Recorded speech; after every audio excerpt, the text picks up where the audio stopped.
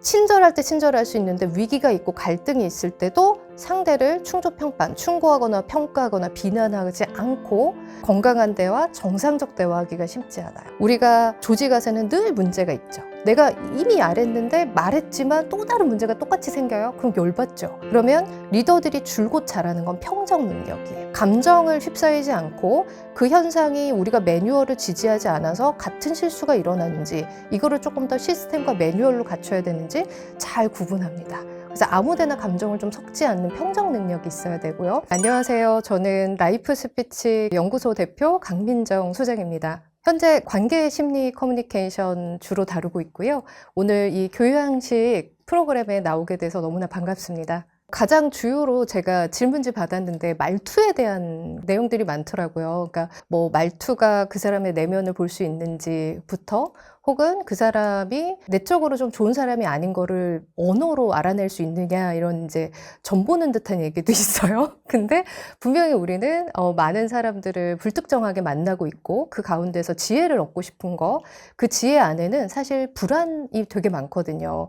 저 사람한테 내 내면이 들키는 것도 싫고 혹은 내 내면이 악용당하는 것도 싫고 그래서 그 불안을 우리는 조금 재울 수 있는 방법, 그 지혜를 구한다라는 생각을 조금 해봤습니다.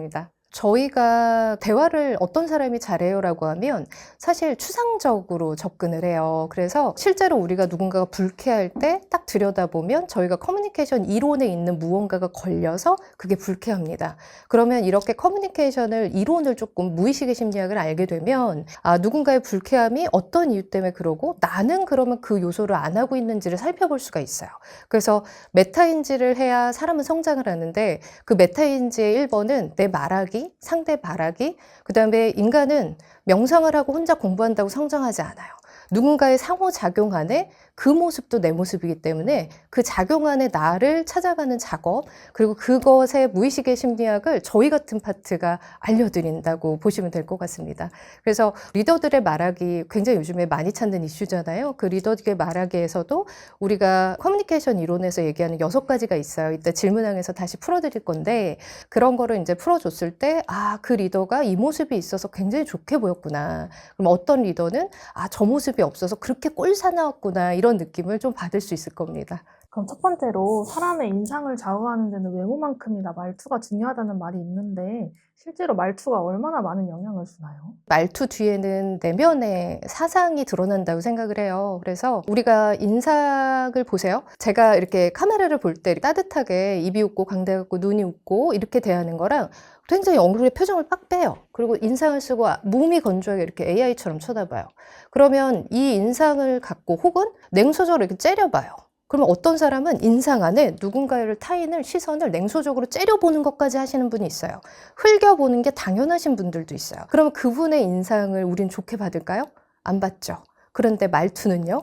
제가 말투를 쏠 때 지금 카메라 뒤로 공기를 던지면 말투가 굉장히 부드럽게 전달돼요. 근데 제가 똑같은 강민정 소장이 직선 소리로 소리를 쏘거나 바닥으로 소리를 쏘거나 아니면 특정 음을 끌면 어때요? 다르잖아요. 그죠? 어때요? 이 그조도 강조하는 거 아니고 강요하는 것처럼 들리죠. 그러면 말투가 여러분한테 지금 즉각적으로 반응을 일으키죠. 그럼 제가 꼰대처럼 말해볼까요? 어떻게? 강의를 어떻게 꼰대처럼 해볼까요? 그러면 질질 끌면 됩니다. 어떻게 이해되셨어요? 이렇게 하면 돼요. 굉장히 쉬운 것도 굉장히 어렵고 내가 굉장히 대단한 걸 얘기하는 것처럼 연출을 할 수 있습니다. 그럼 연출이라고 했죠. 그러니까 연출이라는 뜻은 뭐냐면 제가 좋아하는 언어는 그러하지 않기 때문이에요. 제가 지금부터 나오는 Q&A를 모든 화법을 동일하게 할 겁니다. 보세요. 의도적 연출이 아닐 경우에 어떤 거냐? 공개음이 모든 기장이 똑같습니다. 특정 음이 길거나 하는 음이 있지 않고요. 입안이나 목소리로 이렇게 높여서 신뢰감이 없게 전달하지 않을 거라는 말씀을 드리는 거예요. 다시 잡을게요. 복식 호흡을 잡아서 공기를 앞으로 빼면 중저음이 형성이 되고 모든 기장이 똑같죠. 그럼 이때가 여러분이 무의식적으로 움직여요. 왜 이 소리는 잘 듣고 싶고 잘 전달되고 있느냐라고 물어보면 다 무의식이에요. 무의식에 우리는 굉장히 똑똑한 이성이 모든 결정을 한다고 믿으시죠? 저희가 엊그제 연구실에서 강의할 때 빙하를 이렇게 그리고요. 표면 위에 이렇게 나온 봉긋한 고기가 뭘 것 같아요? 라고 질의를 했어요. 저희 회원들에게. 그랬더니 그 봉긋한 부분이 이성이라고 생각하시고 말하시는 분은 아무도 없고 그게 5%가 무의식이고 나머지 이따만큼 95%가 이성이라고 생각해요. 이게 일반적으로 알고 있는 사람이 사람을 잘 모르고 하는 말씀들이고요. 실제로 이 빙산같이 밑에 있는 이 95%가 무의식적 결정들이에요. 그러면 제가 중저음을 갖고 소리를 내는 거, 그 다음에 똑같은 음정을 긴급하게 빠르게 이렇게 얘기하고 불안하게 이렇게 목으로 떠서 얘기하지 않고 쑥쑥 호흡을 뱉어서 얘기하는 게 신뢰감에 굉장히 큰 역할을 한다는 거죠.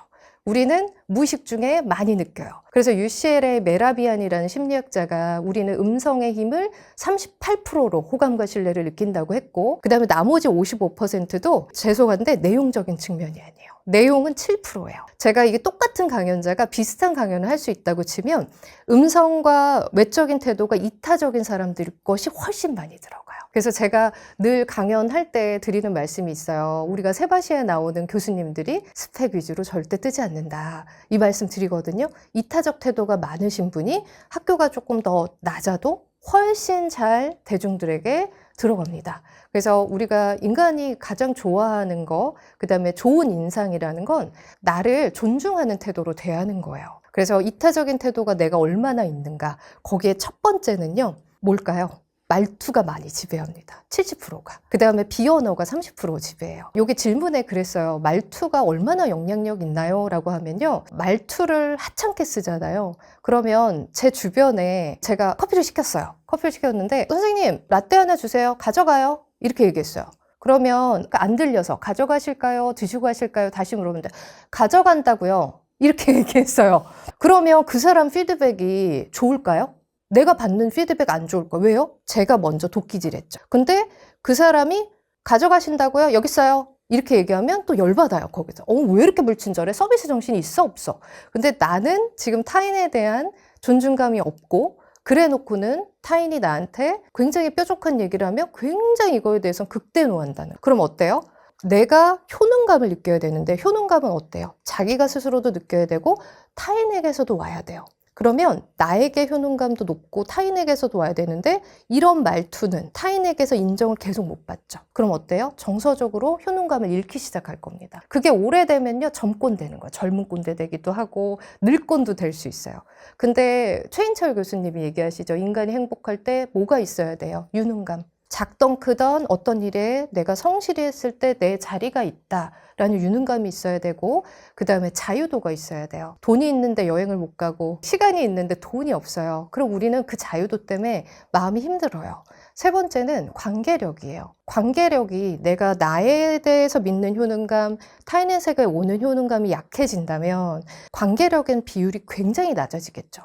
그래서 제가 뉴욕에서 유학 갔을 때 얘기를 꼭 합니다. 거기서 S전자 손녀가 뉴욕대 다니면서 자살을 했단 말이죠. 엄청 큰 이슈였어요. 그 사람이 뭐가 없을까라고 생각하면 탄탄한 관계력이 없었지 않았을까라는 생각해요. 왜? 나머지가 너무 월등했으니까요. 그래서 그 관계력은 생각보다 인간이 지지하고 행복해야 되는 가장 필수 요소 중에 하나예요. 근데 내 말뽐새가 타인을 불러일으키지 않고 내쳐요. 그러면 나에 대한 호능감 당연히 낮아지고요. 내 말투가 나에 대한 행복들을 잠식시킬 겁니다. 그래서 말투에서 씹혀먹는 상황이 생기니 내 말투나 상대한테 대하는 태도에 문화를 넣는 건 너무나 당연하다라고 생각이 들어요. 그런 먹이사슬 같은 영향을 모르면 그냥 그때그때 배설물처럼 말을 하게 될 겁니다. 그래서 매우 영향력이 크다. 저는 그렇게 생각을 합니다. 그렇다면 성공한 사람들의 말투에서는 어떤 특징이 나타나나요? 우선은 신뢰를 받아야 되잖아요. 약장사들이 어떻게 하나요? 효과 하나도 없어.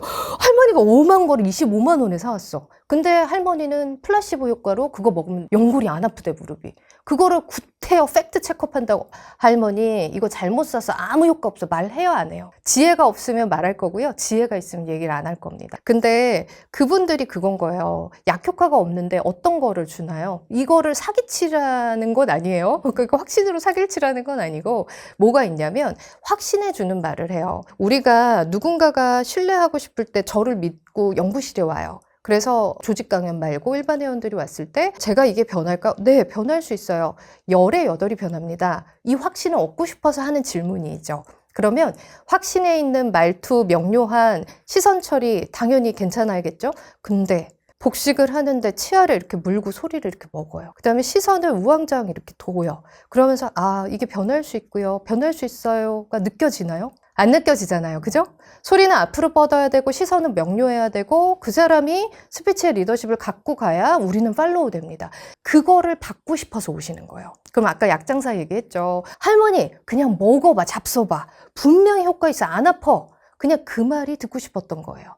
근데 내공이 없이 뭔가를 하라는 뜻이 아니고 리더십에 있고 내가 충분히 그 분야를 준비했다라고 하면 당당함을 갖춰야 상대의 호감과 신뢰도를 끌어올 수 있어요. 쭈삣쭈삣하는 사람을 믿을 수 없다는 건 인간이 갖고 있는 똑같은 공통된 심리라는 말씀이에요. 그 다음에 성공하는 리더십의 대화법이 있어요. 말투 이전의 대화법은 제가 늘 조직 강연에서 늘 하는 거예요. 6가지를 꼭 지키셔야 돼요. 리더들은 사회적 평정 능력이라는 게 있어요. 1번. 평정 능력 뭘까요? 우리가 배가 고플 때, 맞아요. 배가 부를 때는 나눠 먹는 거 되게 쉽거든요. 근데 배가 고플 때는 아, 이거 안 주고 싶은데 이렇게 돼요. 내가 감정이 없으면 남들에게 친절하기도 어려운 거랑 똑같아요. 근데 평정 능력이란 뭐냐면 우리가 실제 인격은 배고플 때 좀 나눠 먹고 내가 힘들 때 이웃을 조금 더 챙기면서 같이 걷는 힘인데 그게 인격이고 인품인데 말할 때도 똑같아요. 친절할 때 친절할 수 있는데 위기가 있고 갈등이 있을 때도 상대를 충조평판, 충고하거나 평가하거나 비난하지 않고 건강한 대화, 정상적 대화하기가 쉽지 않아요. 그러면 대화라는 것도 하물며 건강하기가 유지하기가 굉장히 어려운데 우리가 조직에서는 늘 문제가 있죠. 내가 이미 말했는데 말했지만 또 다른 문제가 똑같이 생겨요? 그럼 열받죠. 그러면 리더들이 줄곧 잘하는 건 평정 능력이에요. 감정을 휩싸이지 않고 그 현상이 우리가 매뉴얼을 지지하지 않아서 같은 실수가 일어나는지 이거를 조금 더 시스템과 매뉴얼로 갖춰야 되는지 잘 구분합니다. 그래서 아무데나 감정을 좀 섞지 않는 평정 능력이 있어야 되고요. 그럼 여러분 지금 막 뇌를 굴릴 거예요. 내 대표가 그러지 않았던 것 같은데 열나 화를 많이 냈던 것 같은데 이런 생각이 들 거예요. 그럼 그분이 이 리더십 교육을 제대로 받았다면 그게 부끄러운지 알겠죠. 그래서 요즘에는 이런 문화적 커뮤니케이션 계몽적 교육을 많이 하고 있다고 생각이 들어요. 그래서 사회적 평정 능력, 그 다음에 사회적 승인 능력 굉장히 필요합니다. 이거 여러분 겪어보셨을 거예요. 이번 PT를 우리가 김 실장님을 막 지원을 해줘. 김 실장 이번 PT 해봐. 이번 준비해봐. 되게 잘할 것 같아. 이렇게 얘기해놓고 조금 있다가 야, 근데 이 실장이 진짜 PT는 끝내주지. 뭐예요 지금? 앞에서 높인 게 아니죠. 너 아무리 해봤자 이 실장 미친데 그래도 너 잘해야 될걸? 가스라이팅 같은 말이죠. 이런 경우 굉장히 많죠. 그 리더가 뭐가 없어요? 승인하는 능력이 없어요. 왜요?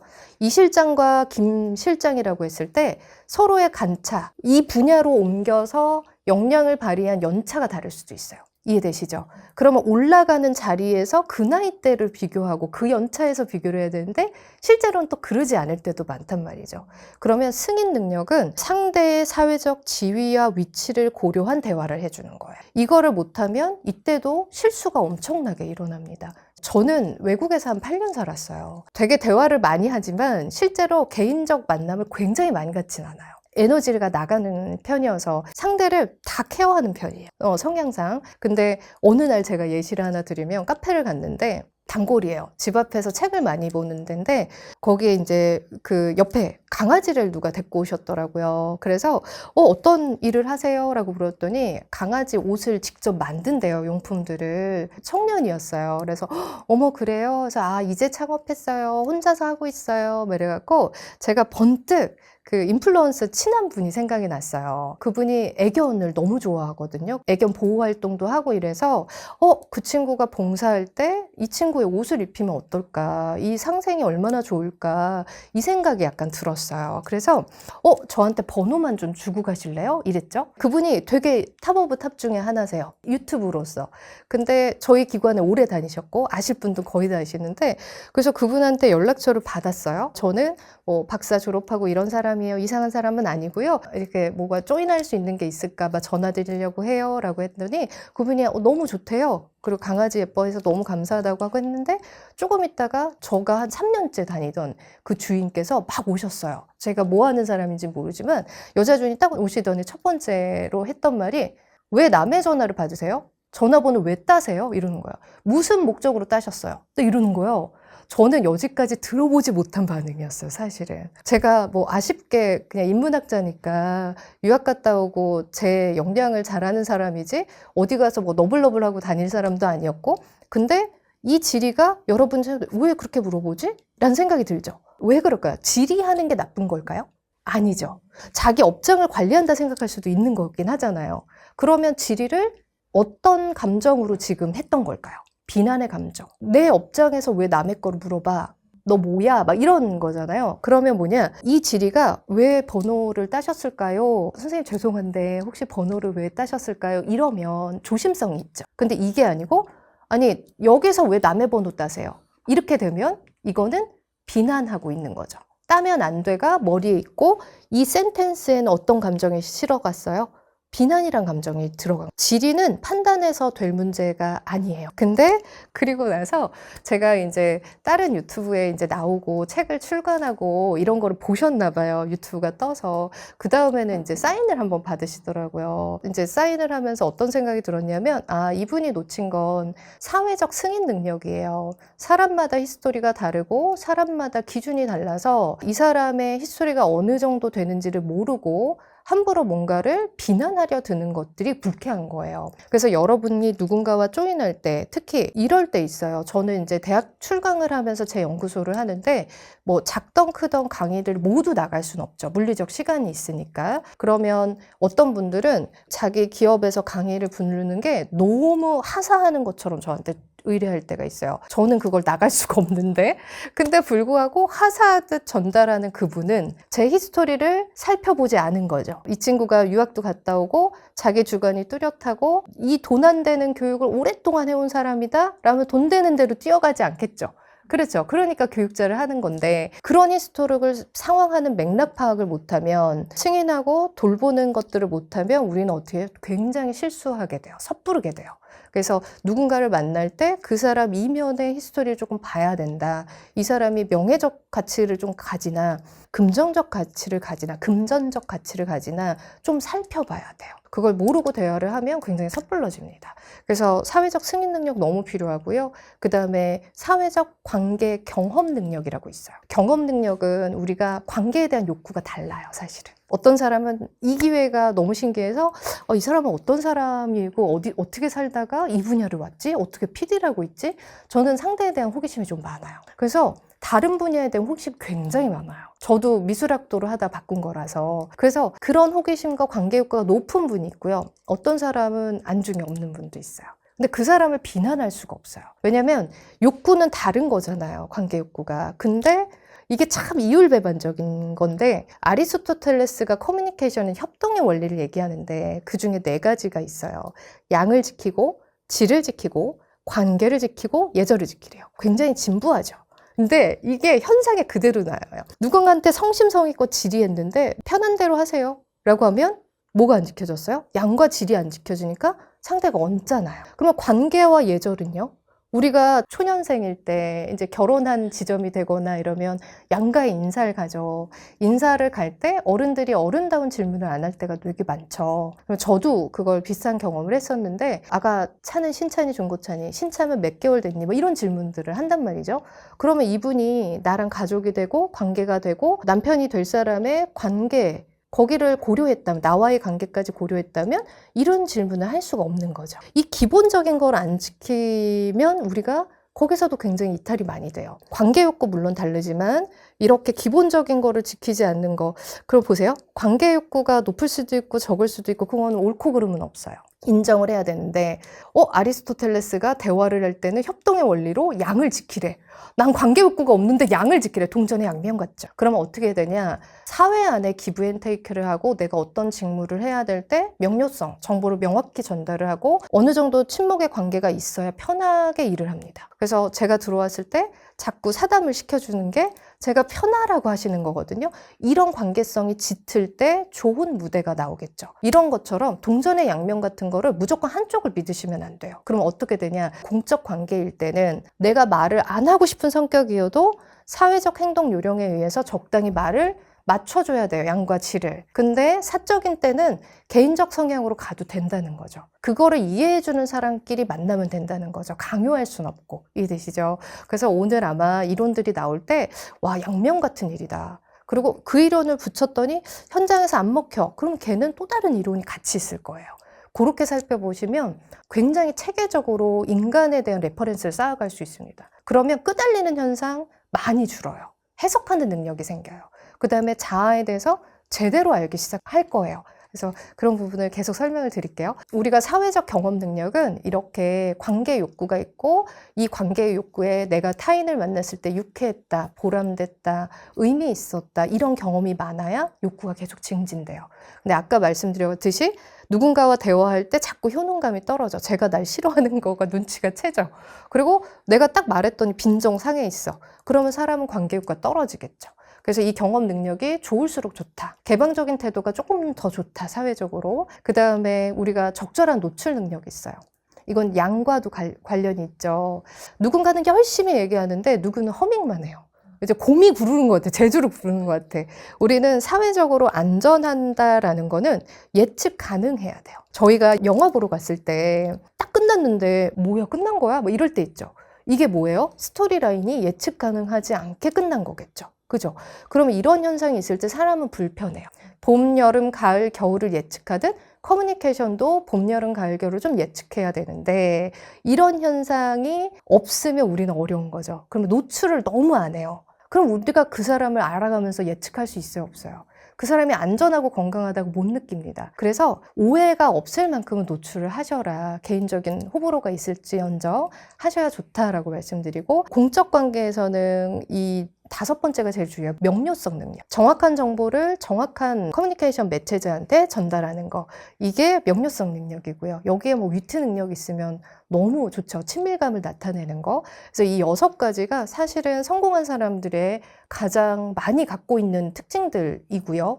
그 다음에 자신감 있는 표현력, 표현의 기술이 좋은 거는 당연할 겁니다. 그런데 여기서 꼭 주의할 거 딱 하나 있어요. 성공을 외적으로 했다고 해서 이분이 리더십 스피치를 굉장히 잘해요. 공공 스피치를. 근데 내려오면 굉장히 리더십 있게 했던 게 사적인 관계에서는 강압과 통제로 비춰질 때가 있어요. 그래서 얘를 분별하셔야 돼요. 리더면 무조건 따라해가 아니고 저분은 공적 스피치가 강하신 거구나. 사적인 친밀감이나 공감은 좀 어렵구나. 라고 느끼셔야 돼요. 그러면 공적인 스피치를 잘하시는 분은 보통은 문제 해결을 좀 빠르게 하고 팩트 체크가 명료합니다. 근데 우리가 이 사적인 관계 해보셔서 알잖아요. 팩트로 얘기하면 어때요? 남자친구가 때리고 싶죠? 그죠? 남편이 자기야 근데 과장님이 오늘 짜증을 내는 거야. 당신이 먼저 짜증을 냈겠지. 이러면 싸우고 싶어요. 사적인 태도는 왜 화를 냈을까? 사람들 앞에 무안했겠다. 우리는 공감받기를 원하거든요. 해결 필요 없어요. 진짜로. 근데 그 관점을 사적으로 볼 때는 그분이 스피치를 과연 사회성을 잘하는 걸까? 한 번은 고민하고 바라봐야 돼요. 그러니까 스피치를 이렇게 두리뭉실하게 느끼지 마시고요. 커뮤니케이션은 조각 내서 조금 보셔야 돼요. 공적 언어, 사적 언어. 이렇게 보시면 지금 이거랑 맞물려 보시면 보이는 시야가 훨씬 더 안전해질 거라 생각합니다. 반대로 스스로의 한계를 정하는 사람에게는 어떤 특징이 있을까요? 저는 이제 제가 50이 다 돼가면서 느낀 게 제가 저한테 한계를 한번 줬구나라는 생각이 들어요. 저희 아버지는 공무원이셨거든요. 돈을 버는 행위가 부끄러운 행위, 약간 선비 같은 마인드가 많으셨어요. 그래서 저는 제가 책을 좋아하고 인문학을 하면서 나는 원래 책을 좋아해. 나는 돈 버는 재주가 없지가 무의식에 있었어요. 그런 말을 해요. 난 재주가 없어서 뭐 이런 얘기를 했거든요. 근데 제가 보니까 제 인생의 한계가 거기에 있었던 것 같아요. 왜? 저는 돈 버는 거에 실패할 거라는 두려움이 굉장히 많았었던 것 같아요. 그게 이제 신념적으로 가치관적인 거, 원래 우리의 생각이 아니에요. 여러분 지금 가치, 뭐 배려의 지수, 공감 지수 이거 다 부모한테 우리가 한국 사회에서 낳은 만큼만 가져온 거. 그래서 그건 내 게 아니에요. 정신학적으로. 욕망이라는 게 내 거, 감정이라는 거 내 건데 근데 제가 갖고 있는 신념 사고가 있었구나를 한 47 정도에 알아차린 것 같아요. 아빠가 준 거, 그런 공무원의 세계, 이게 너무 내게 기립되어 있었고 정제되어 있었고, 그래서 나는 일단 사업가 마인드를 굉장히 기르려고 하지 않았구나. 두려움 안에서. 그럼 어때요? 우리가 스스로 한계 짓는 언어나 사고를 한다면 1번, 경험이 확장되지 않습니다. 비슷한 패턴으로 사라져요. 그죠? 경험이 확장되지 않고 이 경험이 내 불안에서 오고 있는지를 꼭 확인하셔야 되고, 두 번째는 우리가 한계를 갖고 있다면 감정에 대한 과잉이 일어나죠. 그래서 과잉적으로 타인에 대한 수용이 일어나요. 이런 거 뭐냐면 제프리 영이 얘기하는 인간의 방어 기제들이 있어요. 그러면 방어 기제가 모두가 누구 있고 누가 없지 않아요. 그 16가지 정도의 각자가 2개 있는 사람이 있고요. 4개 있는 사람이 있고 5개 있어요. 그러면 스스로 나 같은 게 당연하지. 저 사람 어떻게 만나 나 같은 게. 이런 스스로의 한계를 짓는 말을 한다고 시거나, 그렇지. 내가 잘 될 리가 없지. 한 번도 안 해보셨어요? 저는 가끔 스쳤어요. 20대, 30대 때. 그래. 내가 운이 좋을 리가 없지. 어쩐지 좋더라. 이거 스스로 한계예요. 그러면 그 한계의 언어나 사고가 왜 올라왔을까요?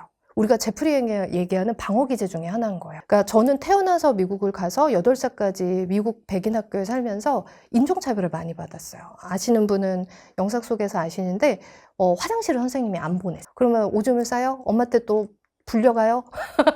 그래서 문제가 돼요. 한국에 왔더니 또 언어 전응아쯤으로 알아요. 선생님들이 상담하기 전까지.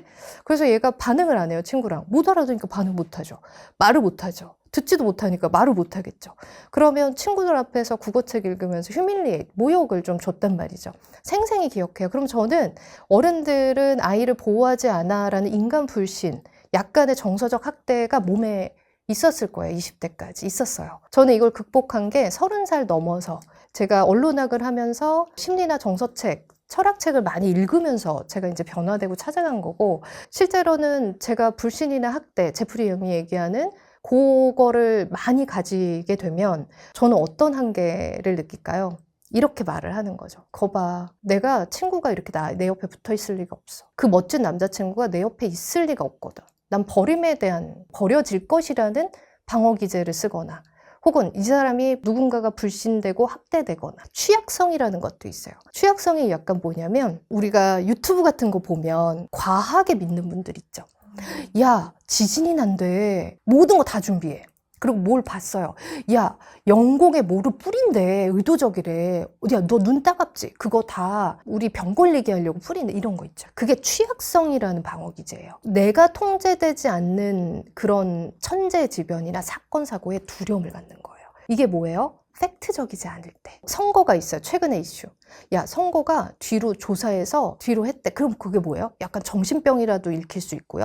약간 예민한 얘기지만 윤석열 때가 아마 그런 평가들이 있었단 말이죠. 그래서 정신과 의사들이 자기 세계 있어요 라고 할 때 어떤 과도한 불안을 끌고 올 때 정상적으로 보지 못해 취약성이라는 게 있어요. 통제되지 않는 거로 굉장히 불안해하는 거죠. 그러면 좀 이해가 돼요. 우리는 16가지 중에 뭐가 있구나. 저 사람은 왜 오따꾸적으로 저런 성향이 있나 보면 인간에 대한 통제하지 못하는 천재지변이나 이런 거에 대해 굉장히 공포감을 갖고 있구나. 이런 거를 바라봐야 돼요. 그래야 우리가 어떤 현상을 안 할까요? 이런 스스로를 한계 짓는 것들을 안 하고 극복해 나갈 수가 있어요. 근데 버려짐이라는 게 있다고 하면 그러겠죠. 거봐, 나는 당연히 저렇게 좋은 사람 만날 수가 없어. 이렇게. 그렇다면 긍정적인 말투 외에도 중요한 성공한 사람의 언어 습관에는 또 무엇이 있을까요? 약간 지혜로운 언어, 질감이 좋은, 텍스처가 좋은 얘기를 하는 것 같아요. 그러니까 이를테면 오늘 감사합니다 이게 아니고 오늘 덕분에 고마웠습니다 이렇게 얘기하면 덕분에 내 공을 타인에게 돌리거나, 아니면 우리 실장님이 잘못했어요. 그래서 남이 뭐라고 하는데 제가 수장으로서 놓쳤네요. 실장이 놓친 거 알아. 그렇지만 실장을 커버하고 제가 수장으로서 그 부분을 놓쳤네요. 너무나 죄송합니다. 라고 할 때 이 실장님도 좋은 인격이라면 그냥 가만히 있는 게 아니고, 아니요 대표님 제가 한 번 더 확인했어야 됐습니다 라고 할 때 대표가 아니야, 그거 자체를 내가 한 번 더 확인했어야지. 이게 굉장히 좋은 관계거든요. 일어나지 않더라고요. 사회에서 일어나지 않아. 너무 놀라워요. 정말 덕담을 하고 싶어요. 내 아들이 부족해서. 아니요 아버님, 아들 정말 훌륭해요 말하고 싶은데 내 아들이 뭐가 어때서? 네가 부족한 아이야. 이렇게 얘기를 하는 경우가 너무 많아요. 거기서 상처받을 필요도 없어요. 왜? 우리가 빗물에 튀기는 흙탕물을 평생 가지고 갑니까? 안 가져가요. 그냥 빨아버리고 지워버리면 되는 일들이거든요. 이런 덕담을 하면 너무 좋지만 그러하지 않고, 그래서 성공하는 사람들을 보면 아까 그런 6가지 말고도 질감에 굉장히 신경을 쓰고 상대의 덕이나 우리가 협력하는 팀에 대한 팀워크로 굉장히 얘기를 많이 하세요. 만약에 국회의원이 왔어요. 연설문을 저희가 지도를 한단 말이죠. 그러면 연설문을 지도할 때 보통은 저희는 이렇게 정책을 써야 합니다라고 하면 정책만 얘기하면 남의 마음을 움직이지 않습니다. 그거는 커뮤니케이션 학문에 이론화되어 있습니다 라고 얘기할 때 사회적 승인 능력, 이 사람의 지위와 전공성을 고려하여 이걸 승인했단 말이에요. 그러면 이분이 저를 승인할 때는 네, 좋습니다. 그럼 그렇게 변화해서 시도해 보겠습니다. 그러면 소장님, 요거를 어느 정도까지 제가 맞추면 될까요? 같이 맞춰가는 태도가 보이는 거죠. 협력이라는 태도가 리더들은 굉장히 잘 써요. 근데 여러분 보세요. 협력이 도움을 구하는 거랑 똑같아요. 그러면 자존심이 좀 튼튼해야 도움도 구해요. 근데 같은 팀처럼 얘기하면 안 도울 수가 없어요, 실제로. 이해되시죠? 제가 미국에서 석사를 할 때 한국에 들어왔어요. 그리고 석사를 전공을 옮기려고 미국을 다시 한번 들어갔는데 뉴욕 공항에서 검색대에 걸렸어요. 저도 처음 알았거든요. 핸드폰을 사용할 수 없어요. 법적으로 바로 막 조치당해요. 그리고 옆에는 막 약물이 걸려서 막 오신 분들이 있어요. 그러니까 얼마나 시겁스럽겠어요, 석사 나이에. 그래서 27에 완전히 쫄았단 말이죠, 거기에. 이모님도 이민 생활 중인데 전화도 할 수가 없는 거라. 그래서 제가 왜 걸렸냐면, 석박은 보통 5년 정도로 받는데, 제가 휴학계를 냈는데, 한국의 휴학계는 내가 아직도 학생의 신분이에요. 근데 미국은 다 이렇게 빼요. 재적 처리를 하고 다시 입학하는 개념인 거예요. 제가 그걸 모른 거예요. 그래서 너 지금 학생 아니야? 이렇게 된 거예요. 저는 휴학계는 있는데. 그래서 야, 여기 학교에 전화를 해봐. 나 휴학계 있잖아. 이렇게 얘기를 했거든요. 그랬더니 아니야. 너는 지금 다시 입학해야 돼. 이렇게 얘기를 하는 거예요. 그래서 제가 뭐예요? 불법으로 미국에 들어간 거예요. 27의 여자가. 그럼 어떻게 해요? 요번에 여기서 잘못 걸리면 저는 미국 학교에 돌아갈 수가 없는 거예요. 그래서 제가 가만히 생각했어요. 그래서 우선은 실수가 일어나면 어때요? 피해가면 안 돼요. 인정해야 돼요. 뭐요? 의도적이진 않았지만 나의 실수다. 원래 한국 사람들이 뻔뻔하게 실수를 인정 안 한다 막 이런 얘기들이 있어요, 미국에. 그래갖고 빠르게 인정했어요. 너무 미안하다. 이거 나의 실수였던 것 같다. 내가 의도는 하진 않았는데 여기에다가 다시 미팅을 신청하거나 이래야 되는지를 몰랐다. That's my fault라고 했어요. 내 실수 맞아요. 이렇게 얘기를 먼저 했고요. 근데 내가 너희가 이 학교가 얼마나 학비가 비싼지 알지? 내가 의도가 없는 거 알지? 내가 너한테 도움을 구할게. 가장 좋은 이거를 풀어갈 베스트 웨이가 뭘까? 라고 물어봐요. 조언을 구했어요. 그랬더니 이 사람이 가만히 나를 이렇게 쳐다보고 있다가 기다려. 딱 이렇게, 저는 아직도 잊혀지잖아요. 검색대에서 기다려. 근데 내가 지금 내 슈퍼바이저랑 얘기하고 올 건데 그 사람이 오케이 하면 군말도 하지 말고 그대로 가. 이러는 거예요. 그래서 그분이 갔어. 근데 내가 너무 퓨어한 학생처럼 이렇게 계속 앉아있어서 저기서 나를 두 분이 막 노려보길래 이렇게 앉아있다가 그분이 다시 왔어요. 야, 벌금형으로 500불로 했어. 다행인 거예요. 왜? 영구로 못 들어갈 수도 있잖아요. 그래서 500불로 할 테니까 너 무조건 그냥 지나가. 그래야 기록에 안 남아. 이래갖고 500불을 냈어요. 엄청 크죠, 그때 당시에. 그래갖고 제가 너무 고맙다 얘기하면서 위트.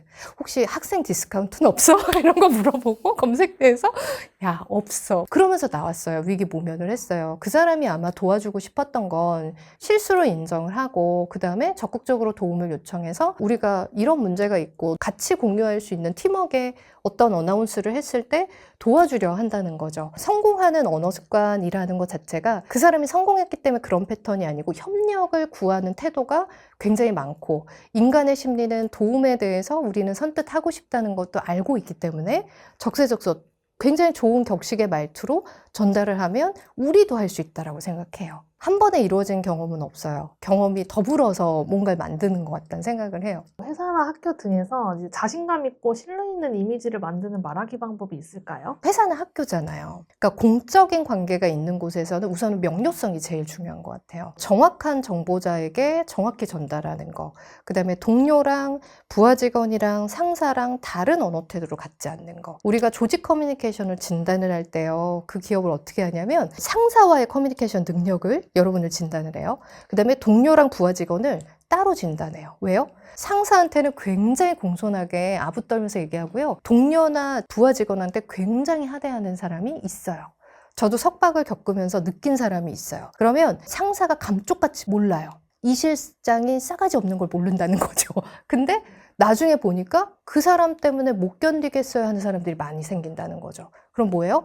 위로 가는 커뮤니케이션만 굉장히 잘하는 분들이 있어요. 그리고 조직 커뮤니케이션이 딱 조직에 해당되지 않아요, 사실. 조직 커뮤니케이션 진단할 때 상사와의 커뮤니케이션 진단하고 동료랑 부하직원 진단해요. 커뮤니케이션 분위기를 또 진단해요. 그런 분위기면 쓸데없는 생각하지 말고 쓸데없는 말하지 말고 이러면 그 다음에 아이디어 나와야 안 나와요? 쓸데없다는 평가와 비난을 공적으로 한다. 그러면 안 나와요. 우리가 시간이 없으니까 조금 더 명료하게 얘기해 줄까요, 실장님? 한 1분이면 괜찮을까요? 이렇게 해야지. 그거를 비난하죠? 그러면 분위기를 확 남편이 왜 우리 엄마에 대해서 안 좋게 얘기하는 거야? 이렇게 얘기하면 그 다음에 대화는 이어지지 않는다. 왜? 진단할 때 분위기라는 섹션이 한 섹션이 있는 거예요. 한 섹션을 말아먹으면 나머지로 점수를 높일 수 있어요? 아니죠. 우리가 국영수 시험으로 대학을 간다 쳐요. 근데 영어로 빵점 맞아. 어떻게 가냐는 거죠. 최소한의 점수를 맞아야 되는데. 그럼 분위기를 또 집안으로 와볼게요. 들어가는데 기분이 나빠요. 그래서 딸이 문을 쾅 하고 닫고 들어가요. 아이씨 거린다거나. 분위기를 해치는 건 어른도 보이면 안 되고 자녀도 그걸 하도록 하면 안 돼요. 그래서 남의 말을 끊는 거 아니면 분위기를 해쳐서 아예 밑번끝도 못하게 분위기를 연출하는 거 굉장히 질 안 좋은 태도고요. 영역 하나가 아예 공실되는 거라고 생각하시면 돼요. 근데 이렇게 이론을 알면 내가 그런 행동하면 안 되겠구나. 집에서 우리 아빠가 화낼 때 아빠 그러면 안 된대. 분위기 흐리면 안 된대.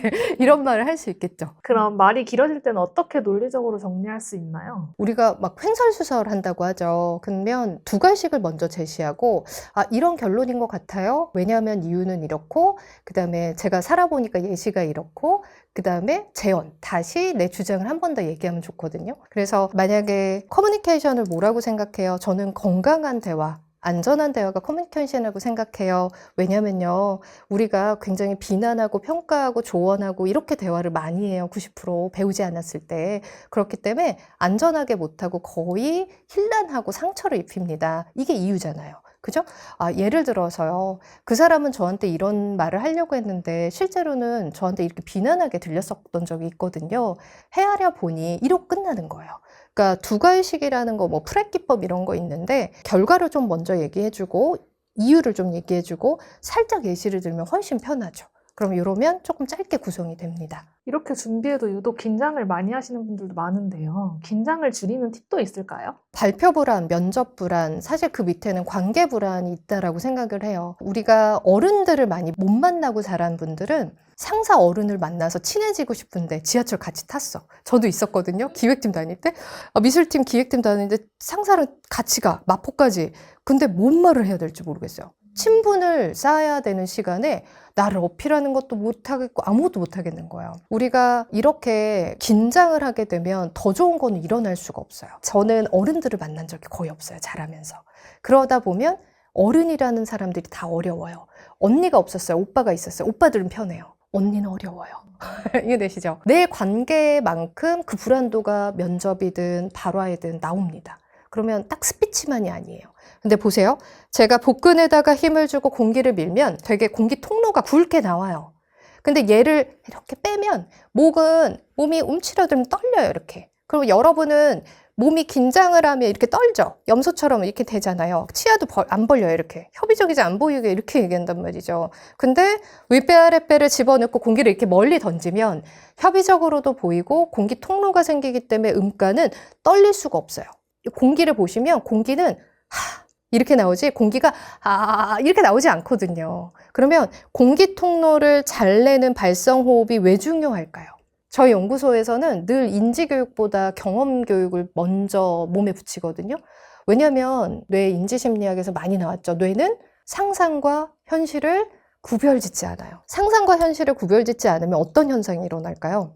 내가 떨고 난 두려워 또 발표를 못할 거야 라고 생각을 하면 뇌는 상상을 했죠. 그러면 이제 증거를 찾으려고 할 겁니다. 네 목소리 오늘 떨릴 거야? 너 손 떨릴 거야? 너 머리 하얘질 거야? 라는 증거가 있을 때 내가 같이 떨어요. 맞잖아, 너 맞잖아. 그럼 뇌한테 힘을 주겠죠. 그게 아니고 우리가 축구 한일전을 하듯 절대 그진 걸 주면 안 돼요.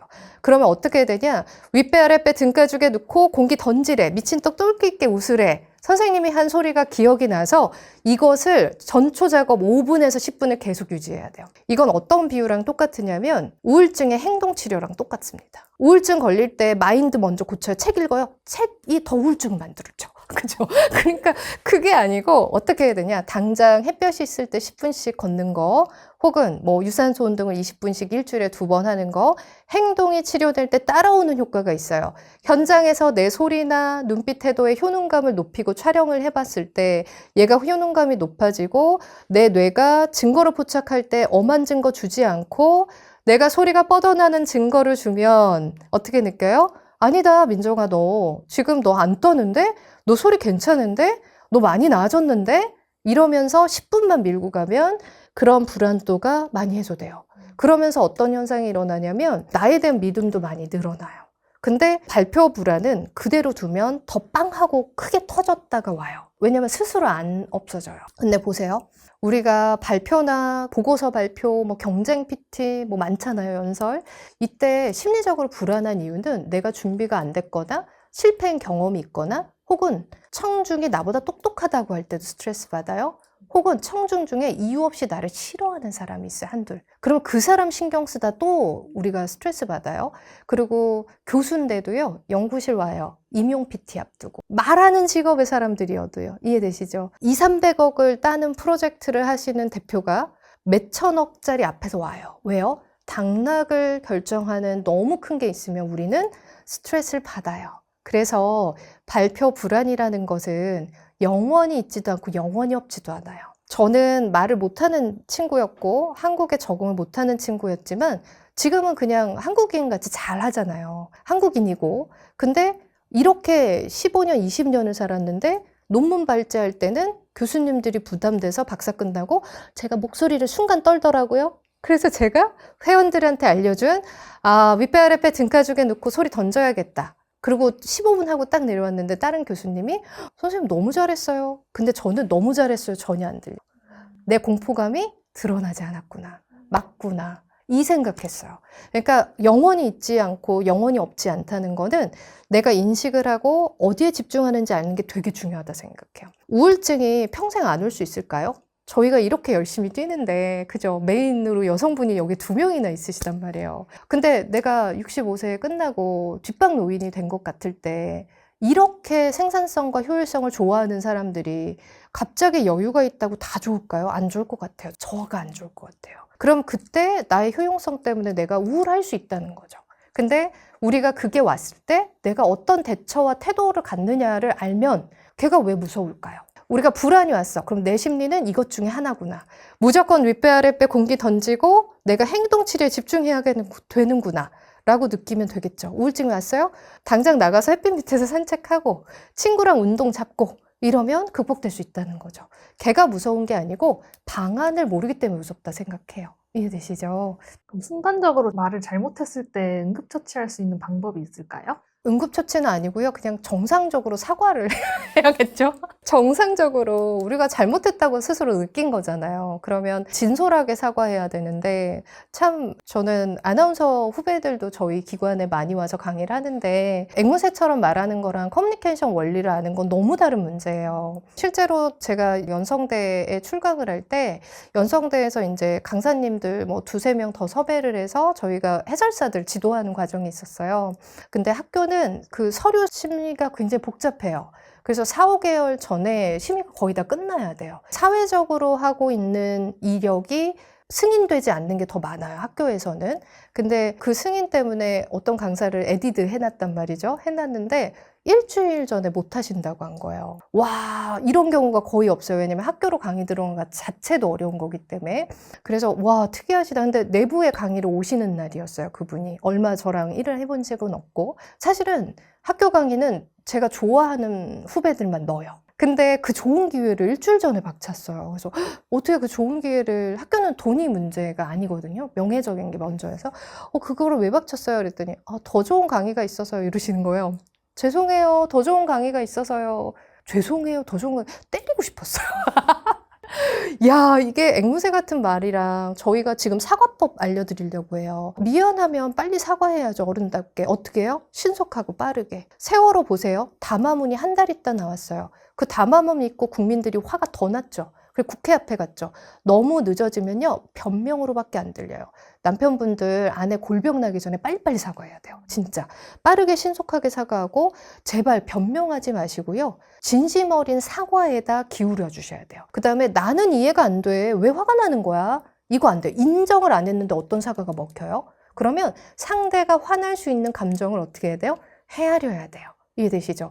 당연히 이거는 헤아려야 되는 부분이고, 그래서 사과를 빠르게 한다. 변명을 많이 하지 않고 군더더기 없이 진심으로 진정성 있게 사과한다. 그 다음에 우리가 또 그것도 있어요. 미안할 때요, 심리적으로 우리는 보상 심리가 있어요.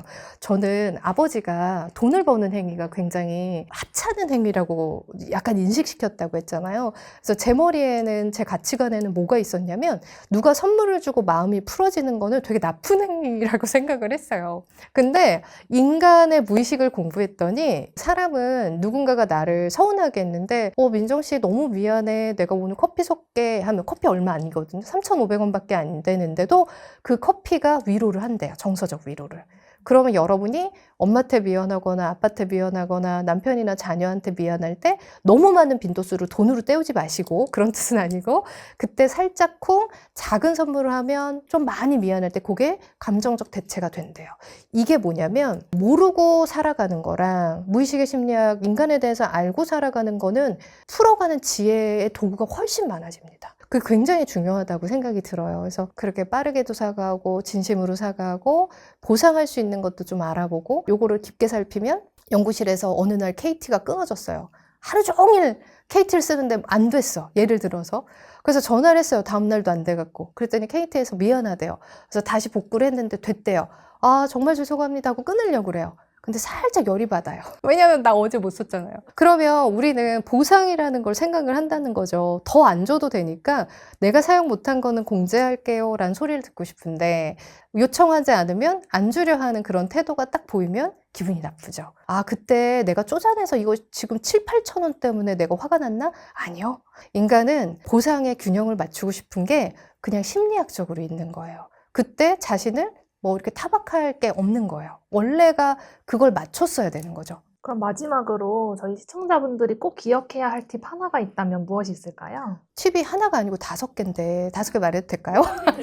한국이 커뮤니케이션으로 더 건강해지고 안전한 대화를 좀 했으면 좋겠어요. 정상적 대화를. 우리가 이 비정상적 대화는 어떤 거냐면요, 많이 드는 예인데, 뭐 남자친구가 늦었어요. 그러면 자기야, 요즘에 뭐 당신만 바빠? 왜 나 무시하고 그래? 라고 한다거나, 아니면 남자친구를 맨날 내가 보러 가. 어느 날 열이 받는 거야. 그러면 이렇게 얘기하죠. 왜 나만 오게끔 해?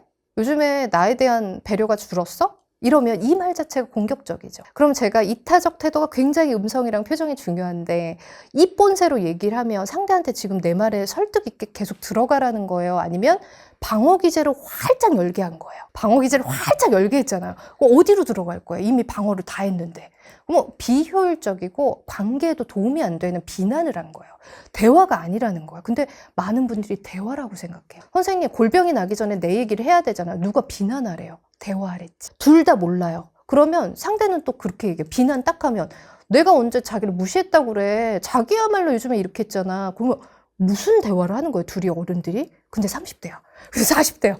놀랍지 않아요? 그거 찍어서 나 보면, 그 심리 실험 보면 되게 재밌을 것 같아요, 사실은. 근데 그렇게 되면 뭐가 문제냐? 욕망, 생각, 무시라는 건 기준이 달라요.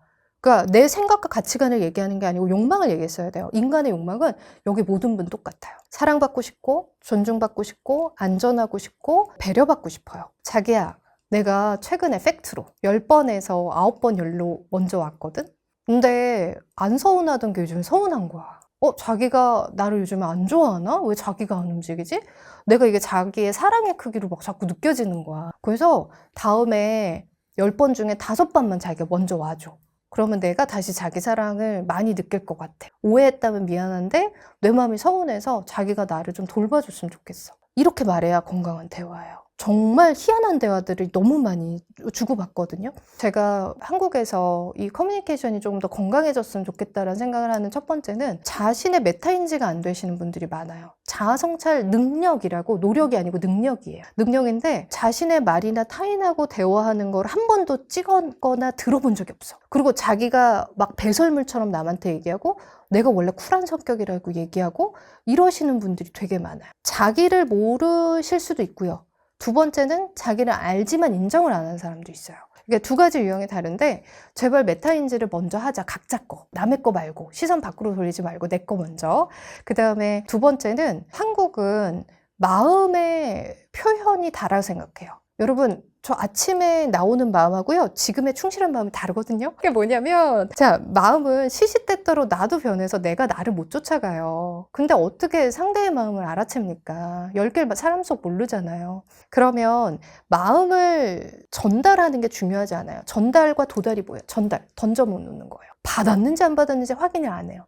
도달은 받은 것까지 확인하는 거예요. 그러면 마음을 전달하는 거에 집중하지 마시고, 한국은 마음을 좀 많이 얘기하거든요. 아니요, 표현이 도달됐는지를 보세요. 내가 딸을 사랑한다고 한 표현이 도달됐나? 내가 남편을 존중하고 염려한다는 게 도달이 됐나? 걔를 보셔야 되는데, 조금 더 이제는 좀 서양의 언어법처럼 마음이 아니고 표현이 도달되는 과정을 좀 살펴봤으면 좋겠다. 제발. 내 마음은 그게 아니야. 막 이러지 마시고, 남편분들, 내가 언제 짜증을 냈다고 그래? 네 말이 지금 짜증내고 있잖아. 이거잖아요. 이게 마음은 아니었다고 말하는 거거든요. 그게 화를 더 일으키죠. 아, 내가 표현이 그렇게 됐구나. 미안해. 그런 뜻 아니야. 이렇게 말해줘야 되죠. 그래서 제가 메타인지, 두 번째는 마음을 전달하는 게 아니고 표현을 도달시키는 거로 집중을 했으면 좋겠다. 그 다음에 감정의 문해력을 좀 썼으면 좋겠다. 인간은요, 3가지로 감정을 표현한대요. 모든 워딩 자체가. 내가 누군가의 말을 들었을 때 그 사람의 표면 언어만 들으면 자기야, 나 무시해? 왜 늦어? 그러면 상대도 똑같이 그 표면 언어로 반응하죠. 근데 이거를 이 사람이 나한테 미안함, 부탁, 혹은 불안을 얘기하나? 요 3가지로 한번 갈래를 들어보세요. 그러면 아, 이 사람이 지금 나한테 부탁하는구나. 자기가 와줘. 이렇게 해석할 수 있으면 경청에 그 사람 감정을 해석할 수 있는 능력이 있어요. 표면 언어를 쓰면 이 표면 언어도 제대로 말하는 사람이 없기 때문에 싸움만 박빙이에요, 박빙. 인생 막 정글 돼요, 정글. 그게 아니고 감정의 문해력을 갖고 딱 3가지로 우선은 접근해서 이해해 보세요. 이 사람이 자기 미안하다고 그러나? 아니면 나한테 부탁하나? 아니면 자기 불안을 얘기하고 있나? 뭐 이런 거 얘기하시면 돼요. 제가 일례로 한번 말씀드렸는데 저희 어머니가 제가 뭐를 사다 드리면 요즘에 안 하셔요. 뭐라고 하셨냐면 야, 너나 잘 쓰지 막 이래요. 엄마한테 막 좋은 거 사다 줘. 겨우 돈 모아서 사다 드리면 야, 너나 잘 쓰지 뭘 이런 걸 샀어. 근데 그거 잘 쓰고 다녀. 그러니까 사실은 이렇게 되면 다신 사주나 봐 이러거든요. 근데 이렇게 들으면 갈등만 생기고 오해만 생겨요. 엄마는 부탁하고 있는 거예요. 민정아, 너 어려울 때 엄마한테 도움 구하면 엄마가 도울 수 없으니 네 거 조금 더 모아놨으면 좋겠어. 엄마가 걱정 안 하게. 이 말하고 싶은데 엄마도 그 표현력이 없으니까 화내고 있는 거죠. 그래서 우리가 누군가를 볼 때 이 사람이 부탁하는가, 미안하다 얘기하나, 아니면 불안을 같이 공감해주고자 말하고 있나를 살펴보면 덜 화나요. 지금 이게 제가 말하고 싶은 4번째예요. 무조건 그 사람의 이상한 말을 참으라고 했어요? 아니면 해석하라고 했을까요? 해석하는 거예요. 인간에 대한 공부를 하면 해석하는 힘이 생겨요. 근데 인간에 대해서 모르고 종교로만 하면 화병 이글이글 그리고 참아요. 그리고 암 걸려 누워요. 그렇게 하지 말고 인간에 대한 심리를 나에 대해서 알고 내 감정이 왜 이렇게 흘러가고 이런 걸 안다면 해석하는 힘이 생겨요. 저희 아버지는 엄마한테 구박을 엄청 받아요. 왜냐하면 아버지가 공공 대의성이 너무 크세요. 그래서 집에서보다 외적인 데에서 더 선하세요. 그러니까 엄마가 막 화를 내요. 초등학교 때요. 우리도 우유 많이 못 마시는데 우리 거 뺏어서 길에 가시는 분 주세요. 아빠가 너무 얄미웠어요. 근데 그 아버지가 이해가 안 됐었어요. 왜 남한테 더 저렇게 선하게 구시지? 뭐 저게 되게 좋은 거야? 근데 관계력 김단 작가 책을 읽으면 인간의 우월성 중에 하나가 선한 의지라는 부분이 있어요. 이게 뭐냐면 도덕성이 선한 거에 내가 우월감을 느낄 경우가 있어요. 그러니까 내가 내 자존감을 인정받고 싶은데 가장 우월한 건 인격이라고 믿으면 그 인격을 다른 데서 보이면서 내가 우월감을 거기서 채우고 싶은 거죠. 그래서 이렇게 인간의 우월감이 또 5가지가 있고 뭐가 있고를 알아채면 나는 이 중에서 뭐를 지금 강하게 쓰지? 나는 방어 기제를 뭐를 쓰길래 말을 이렇게 띠껍게 나한테 하지? 나는 왜 저거를 맨날 곡해서 듣지? 내 방어 기제 때문에 이 사람의 얘기를 폄하하거나 나를 공격한다고 나는 왜 받아들이지? 이런 걸 우리가 알아갈 수 있어요. 제가 당부드리고 싶은 건 메타인지 잘하고 마음이 중요한 게 아니고 표현이 전달이 잘 되는 게 중요하고 그 다음에 감정을 해석하는 문해력이 있는 게 굉장히 중요하고 절제하는 능력이 아니고 해석하는 능력을 갖고 듣자. 이 네 가지가 너무 중요하겠다라고 말씀을 드릴 수 있을 것 같아요.